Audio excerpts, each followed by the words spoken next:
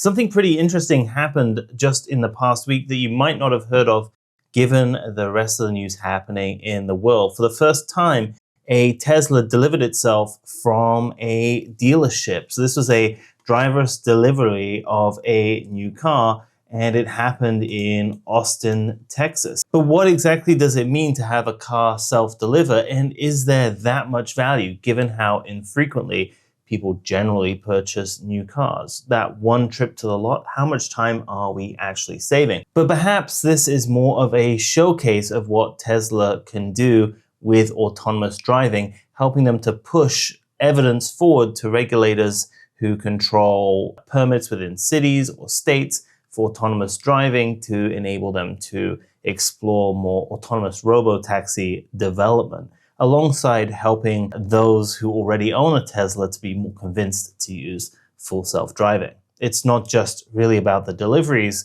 There's a broader context where Tesla is trying to show that it can really deliver on autonomous handling of vehicles. This immediately brings up in my mind the idea that as soon as you drive a car off the lot, a new car, it loses a significant portion of its value, meaning that used cars generally are more worthwhile in purchasing than a brand new car for a lot of people, because you're not realizing that depreciation immediately. And indeed, that depreciation, if we just do a quick search, AI tells us that this can range from 9 to 30%.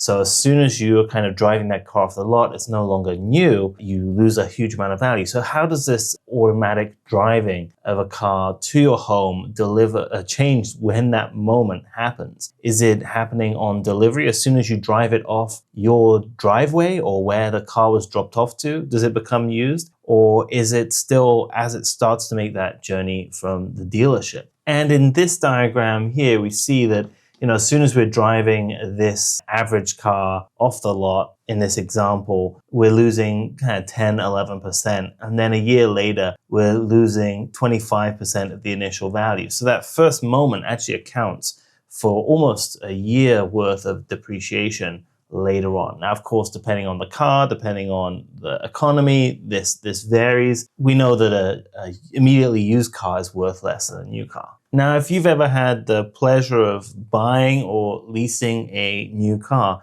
you'll often get into the car for the first time at the dealership and notice there's a number of miles on the clock. So actually a new car is not perfectly new. There's some mileage that's been done in transit, driven onto the ship it was transported on, driven out of the ship, moved to the dealership, driven onto the lot. And I seem to remember that in a car I leased in the past, it was around 47 miles. So not a huge amount, but you're not starting at zero. And in the same way with these Teslas, this mileage that you're picking up before you get the car when it comes to your door is going to be a small amount. And I think it might get booked depending on regulation in the state. But this question of ownership and autonomy doesn't just begin and end at delivery. It continues through as an autonomous car that could deliver itself to you. Surely it could also take itself back to the dealer if you were missing payments. And that's exactly